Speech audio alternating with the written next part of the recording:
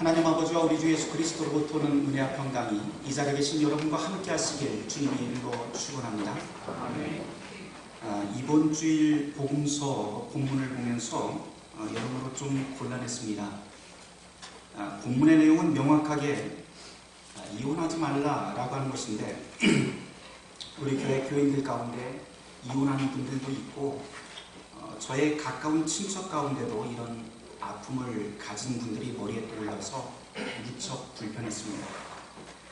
게다가 설교 시간이라고 하는 이름으로 아픔을 가진 분들 앞에서 함부로 이렇다 저렇다 이래라 저러라 하는 식으로 지적하는 게 그리 내키지 않았기 때문입니다.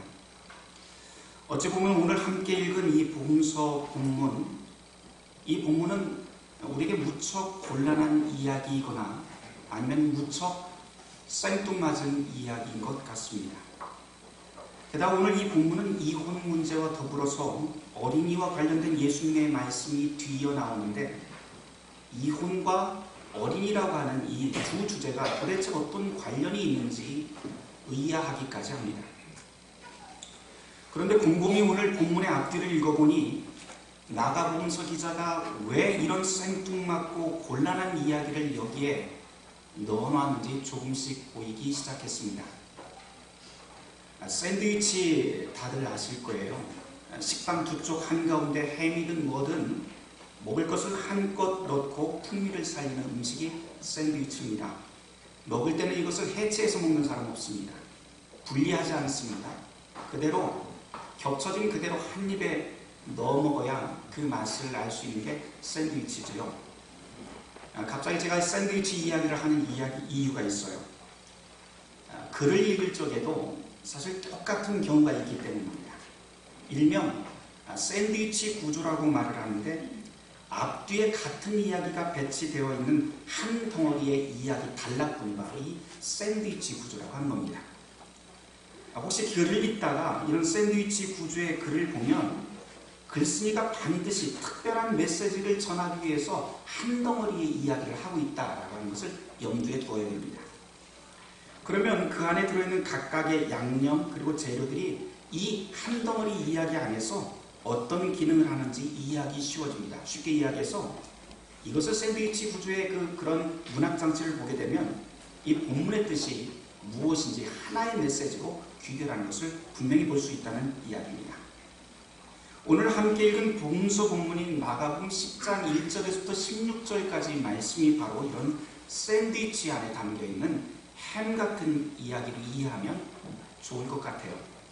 한번 확인해 보도록 하죠.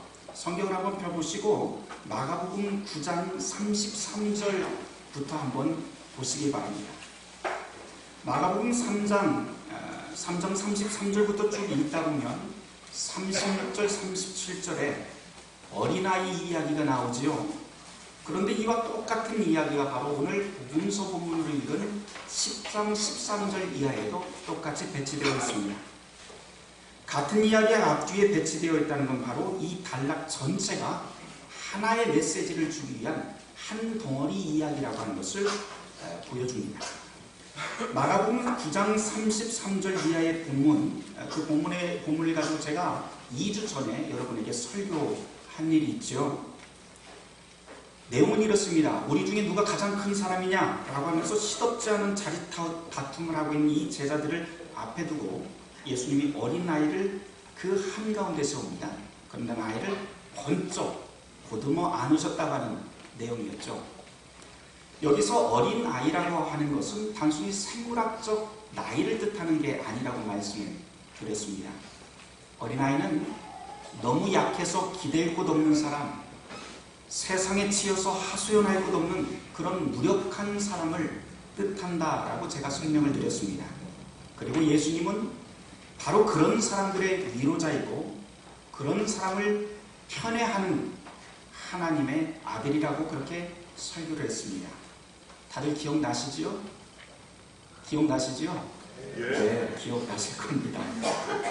약한 자의 편이 되어주시는 하나님, 그것이 바로 거기에서 가장 큰 대주제였었는데 오늘 본문도 역시 똑같은 메시지가 그대로 이어집니다. 이제 그 본문에서 오늘 본문에서 차근차근 한번 확인해 보려고 합니다. 마가복음 10장 2절 말씀 함께 보실까요? 거기 보면 길을 가는 예수님께 바리새인들이 다가와서 민감한 질문 하나를 던져요.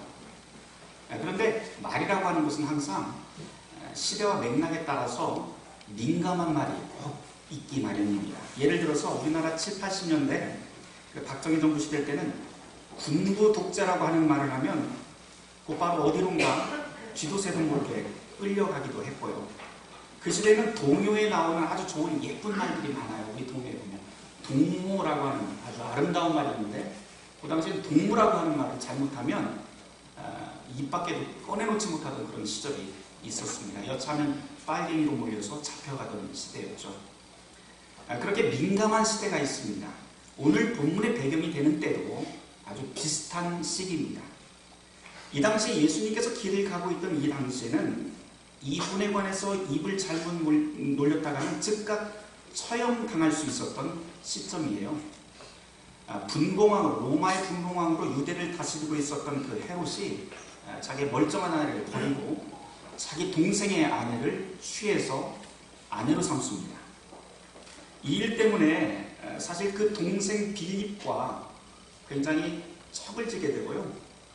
관계가 틀어지게 됩니다. 그런데 진짜 문제는 뭐였냐면 이 헤롯이 버린 그 아내의 아버지가 누구였는가 하니 그 장인이 바로 옆나라의 나바테스라고 하는 나라의 왕이었습니다. 그런데 이 장인이 자기 딸을 버린 그 사유가 너무 괘씸해서 앙심을 품고 복수를 계획을 합니다. 어떤 복수냐면은 전쟁을 일으켜서 유대 땅을 완전히 휩쓸어버릴 그런 전쟁 계획을 세우고 그것에 착수하기 시작합니다. 그런데 이런 긴박한 상황에 이 유대 땅이라고 하는 것이 로마의 분봉 땅이잖아요. 그래서 로마가 이 사실을 알게 됩니다. 그래서 로마가 이 일에 개입을 해서 전쟁은 일단 모면하게 되는 상태가 됩니다. 하지만 여전히 본처를 버리고 동생의 아내를 들인 이 사건 때문에 이 헤롯의 미래는 사실 굉장히 아슬아슬한 상황이 계속 지속이 되던 때입니다. 이런 상황의 통치자였던 헤롯의 귀에 이혼이 어떻고 저떻고 하는 소리가 들면 곱게 나들이 만무였죠. 실제로 이 헤롯의 이혼 문제를 두고 비판했던 사람이 있는데 그 사람이 결국 나중에 헤롯과 헤로디아 앞에서 목이 잘려 죽게 됩니다. 그 사람이 누구예요? 바로 세례 요한입니다. 이 사건이 마가복음 6장 17절 이하에 이미 기록이 되어 있습니다. 이런 시대적 정황이 있는데도 불구하고 바리새인들이 예수님을 찾아와서 헤롯의 결혼에 대한 적법성을 묻고 있는 대목이 오늘 본문의 내용입니다. 사실 이건 다분히 악한 의도가 숨어있죠. 헤롯의 이혼과 재혼이 불법이라고 예수님이 말을 하게 되면 당연히 예수님도 세례 요한처럼 고소당해서 목이 잘려 죽게 될 것이고, 반대로 상관없다고 말을 하면 예수님은 이제껏 쌓은 명성, 다시 말해서 예언자가 나타났다라고 하는 그 명성에 먹히게 되면서 예수님은 하나님의 율법을 거스르는 사람으로 매도당할 게 분명해집니다. 답은 이미 나온 것이죠. 예수님이 어느 쪽을 선택하든지 올무에 걸려들기는 마찬가지인 딜레마 상황이 바로 오늘 이 본문의 배경입니다. 그런데 이때 이 바리새인들의 질문에 예수님이 즉각적인 답을 하지 않습니다. 그리고는 되레 질문을 하게 되지요. 마가복음 10장 3절 말씀에 보면 예수님이 이런 답을 하십니다. 그래, 모세는 어떻게 너에게 명령을 하였느냐? 그러자 바리새인들이 4절에서 이렇게 답을 합니다. 이르되 모세는 이혼 증서를 써주어 버리기를 허락했습니다. 여기서 모세의 이야기가 나오는데 그 근거가 되는 신명기 24장 1절에 보면 이런 구절이 나와요. 사람이 아내를 맞아여 데려온 후에 그에게 수치되는 일이 발견되면, 아내에게서 수치되는 일이 발견되면 이혼 증서를 써서 그의 손에 주고 자기 집에서 내보내라 라고 하는 구절이 나옵니다. 바리새인들은 지금 이 구절을 머릿속에 떠올린 거예요. 그런데 문제는 이혼의 사유가 되는, 여인에게 수치가 되는 일이 무엇인가에 대해서 바리새인들과 유대 사람들이 굉장히 많은 논의가 있었다는 겁니다. 근데 유대인들이 여인에게 수치가 되는, 즉 이혼의 사유가 되는 그 목록부를 정해놓은 걸 보면 다른 남자와 간음하는 일은 물론이고 빵을 굽다가 태워 먹어도 이혼의 사유가 되고요.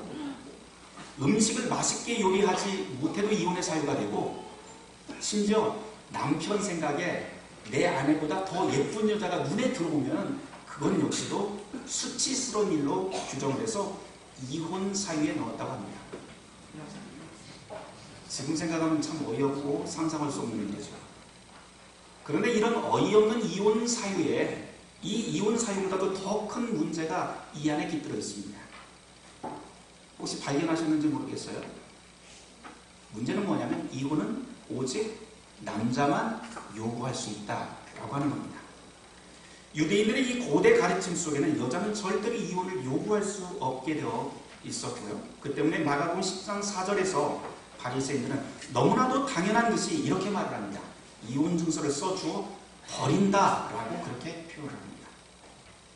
여자는 남자와 동등한 존재가 아니라는 것이지요. 사실은 이게 당시 지배적인 유대인 사회의 통념이었습니다.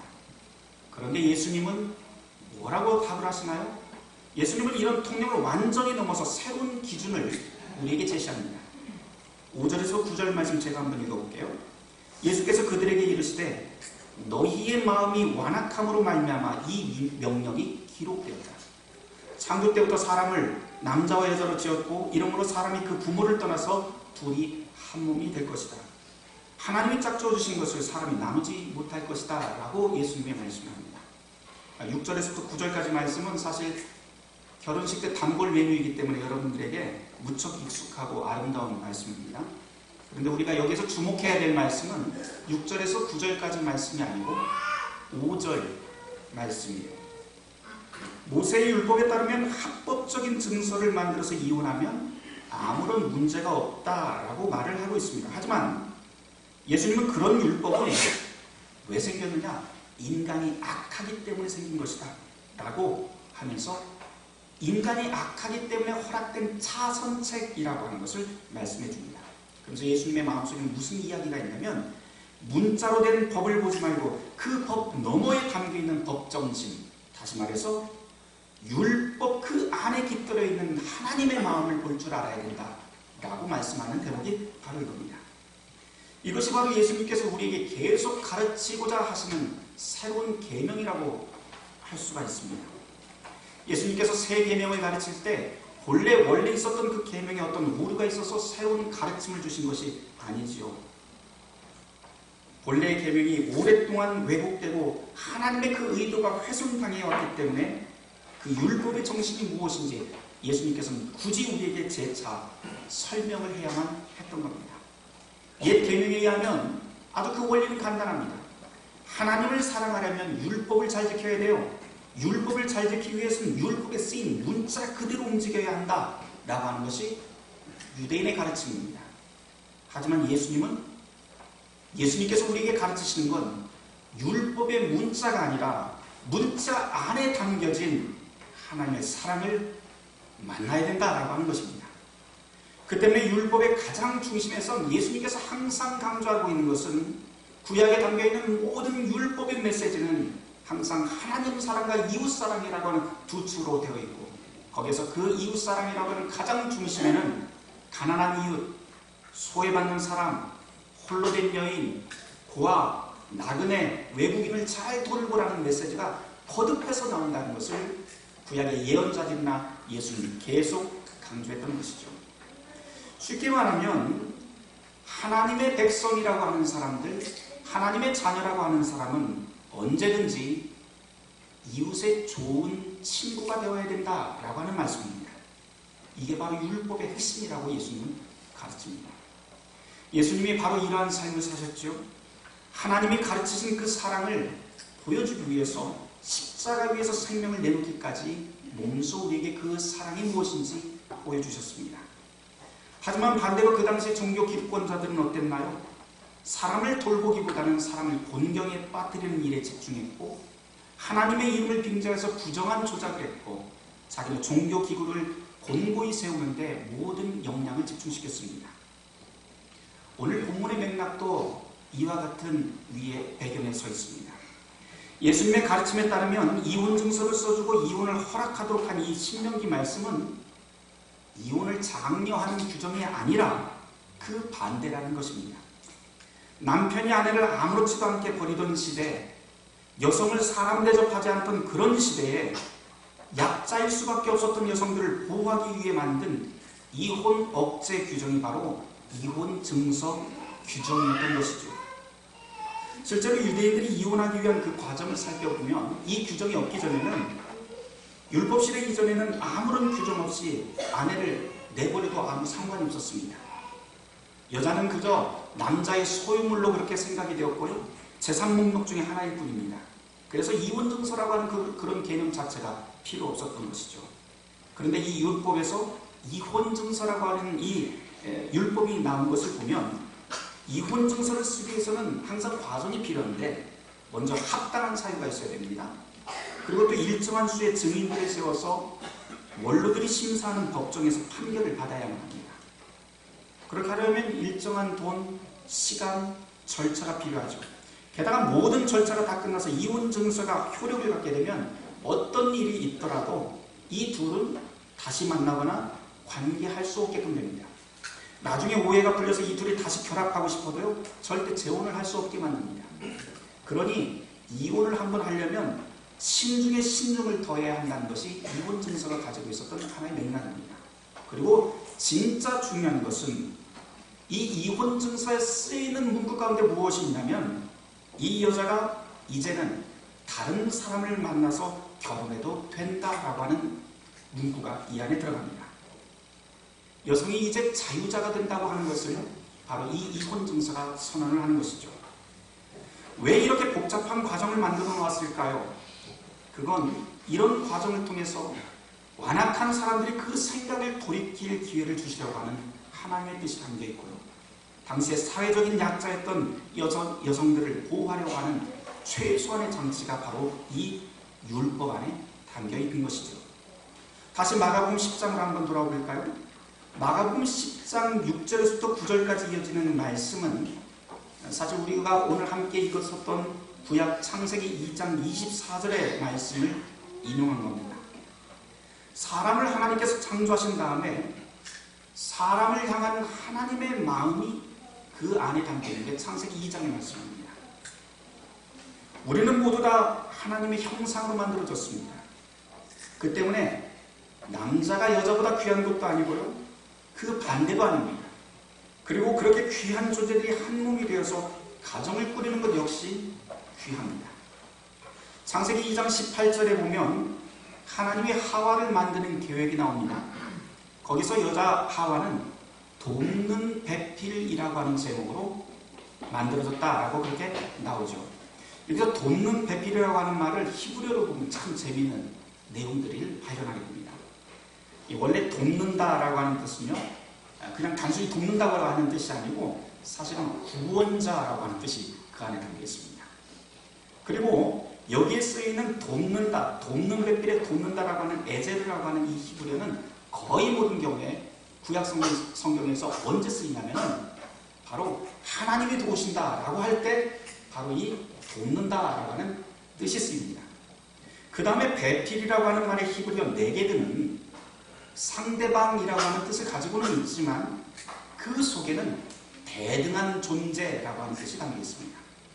그러니 이 둘을 합쳐서 이 원어의 의미를 살려서 돕는 배필의 의미를 다시 한번 구현을 해보면 여자는 단순히 남자의 조력자가 아니다라고 하는 말이 됩니다.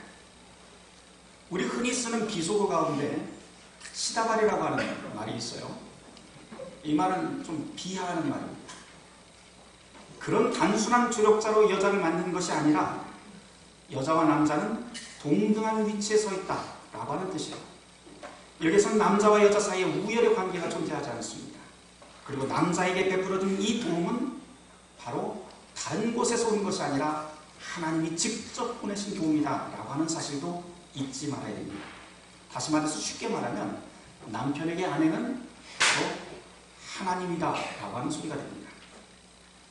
결혼하신 분들 남자들만 한번 따라서 해볼까요? 저 따라서 아내가 옆에 있으면 한번 쳐다보면서 그렇게 한번 해보세요. 저 따라서 합니다. 내 아내는 하나님이 보내셨다. 네. 이런 이유로 루터는 이런 말도 합니다. 세상에서 가장 거룩하고 고귀한 것은 성직자가 되는 것이 아니라 바로 부부가 되어 가정을 꾸리는 것이다 라고 말입니다. 이 정도로 결혼은 거룩합니다. 다만 우리의 현실은 악합니다. 마귀는 거룩한 가정을 그냥 가만두지 않습니다. 갈등을 만들고 그 갈등의 틈을 파고들어서 가정을 깨고 그리고 갈라서게 만듭니다. 우리 이런 악한 현실 때문에 원치 않게 사랑해서 만난 부부라 할지라도 때로는 갈라서야 되는 그런 슬픈 경우도 생깁니다. 하지만 이런 아픈 현실을 성경은 외면하지 않습니다. 성경에서 하나님이 관심을 가지는 대목은 사실 이혼을 했냐 안 했냐 그거에 대한 관심 하나도 없습니다. 그보다 더 중요한 것은 하나님이 우리에게 주신 그 생명의 거룩함이 지금 지속이 되고 있느냐 아니냐, 우리의 고귀함이 지속되고 있느냐 아니냐에 더욱더 관심이 있습니다. 그 때문에 하나님은 언제나 이혼의 여부를 떠나서 우리가 지금 당하고 있는 그 아픔을 공감하며 슬픈 자의 편에 서서 위로하고 회복하는데 하나님의 관심이 집중됩니다. 왜냐하면 우린 모두 다 하나님의 형상이기 때문에 가장 고귀하고 거룩한 삶을 살 권리가 있고 그런 책임이 있기 때문이죠. 다시 샌드위치 이야기로 한번 돌아가 보죠. 샌드위치 속에는 다양한 재료가 그 안에 들어갑니다. 하지만 결국 한 입에 들어갑니다. 그리고 하나의 맛이 되죠. 오늘 본문이 바로 그런 샌드위치 같은 말씀이라고 앞서 설명드렸습니다.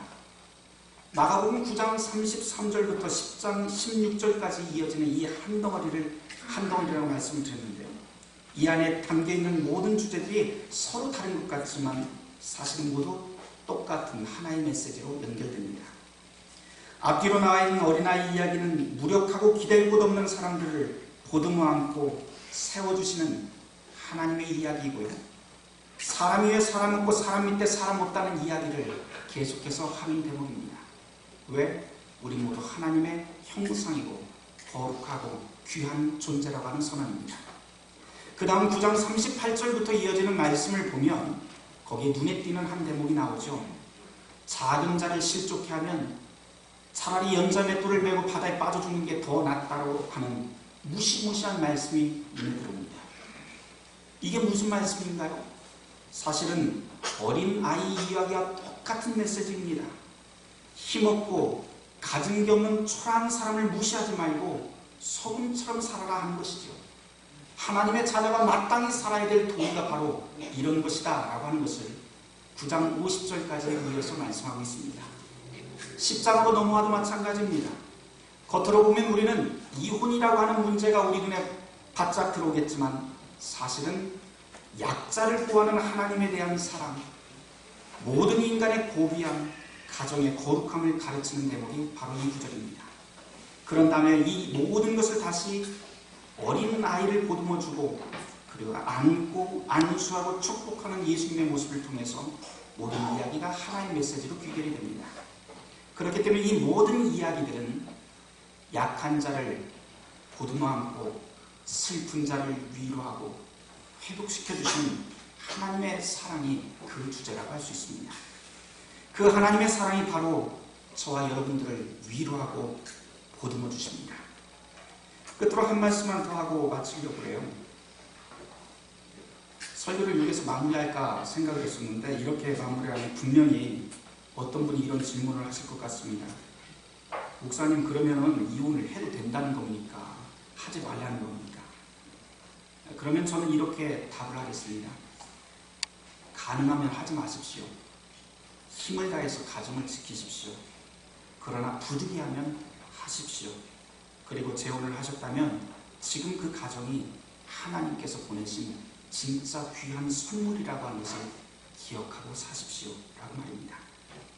그리고 이 자리에 있는 모든 여러분들, 우리는 모두 다 하나님의 형상으로 지음받은 거룩한 존재입니다.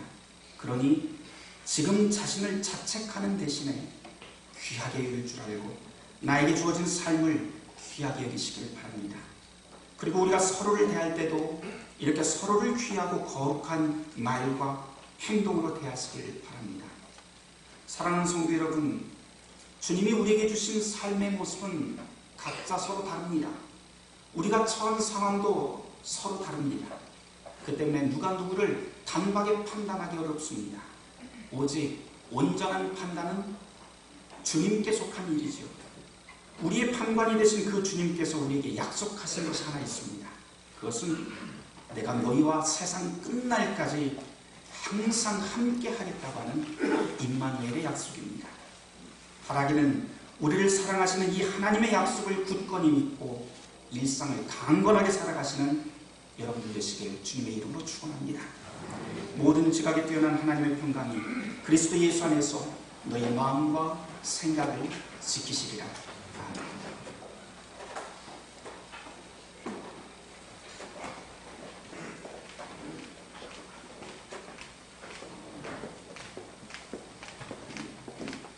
봉헌 찬송하며